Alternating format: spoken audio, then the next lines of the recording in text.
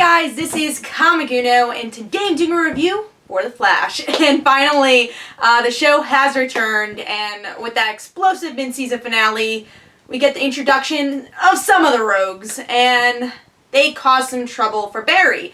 And of course, all those other subplots that I'm going to be talking about here. So, Captain Cold and Heatwave, they team up to try to reveal the Flash, or not really a secret identity, just to let everyone know that he exists.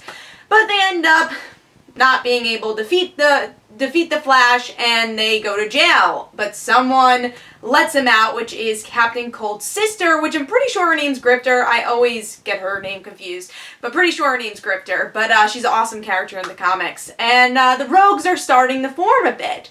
Other stories, drama between Iris and Barry, not really talking to each other, but they kind of make up in the end. And it seems like things will be less awkward as the series continues, hopefully. And then the other story we get to see is between Firestorm and Caitlin. We don't really get to see Firestorm, but we do meet Jason Rush, who is actually part Firestorm in the comics, but he helped with the experiments of creating Firestorm. And we also get the name of Martin Stein, and knowing that he's missing, and as a comic book fan, you probably know that he is inside the manta of Firestorm, and Ronnie and Martin Stein are combined into one person. I'm very excited to see how they explain that on the show.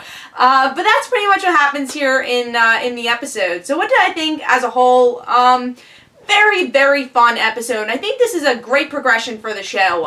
Even though in the beginning I thought, oh, another one-shot villain episode, villain of the week episode, it really wasn't. Even though I think the rogues could have been a lot more fleshed out, and I hope maybe once the rogues are fully formed, we'll get to learn individually who everyone is, especially just for the TV audience. As a comic book fan, I know who the rogues are and why they're kind of special to the Flash Rogue Gallery, but I think for other fans, they should really explain their code and exactly who they are, and I don't think they've done that at all yet with the show, but they might be waiting just to, you know, have everyone formed, which it seems like through the next episodes we're going to meet all the rogues, and they could be a bigger part of the series. But I just kind of wish they fleshed them out a bit more here.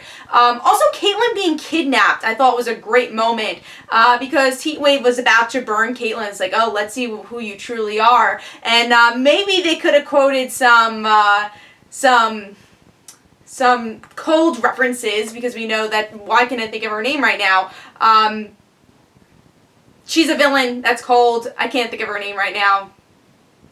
Freeze, Killer Frost. So we do know that she is Killer Frost, so it'd be interesting to see, you know, making some references to that at least. Because we know maybe she'll become Killer Frost. We don't know if she'll be a hero or a villain, but maybe they can at least reference it soon. And then, of course, the Joe and Barry moments in this episode are great. Barry moves in with Joe and, you know, have beer and eat a lot of pizzas. So it's going to be like this guy den. And I'm cool with that because I love their relationship. So that was great. So yeah, a lot of progression here. I was actually very surprised that they progressed the Firestorm story, which I'm really excited to see what they do with that. All the little stories get a lot of progression. I think people that watch the finale, though, are going to be a bit upset that they don't progress Reverse Flash at all in this episode. Usually every episode you get something with Dr. Wells and, you know, him being Reverse Flash. I mean, you get nothing here. So for me, I was a bit disappointed that they didn't progress that story, but they, little by little, they are progressing notes they had from the mid-season finale. So overall, I thought this was a very solid episode, and it's straying away from the villain of the week, or at least making the villain of the week stories a bit more special. So really solid return. Hope you guys enjoyed. Of course, I'll have a review for The Flash next week, and this is Comic Uno. Don't forget to follow me on Twitter. Don't forget to like my Facebook page. Also, description below, there's links for my comic book, Like Father, Like Daughter, and don't forget to like the Facebook page of Like Father, Like Daughter. And I'll see you guys later. Bye.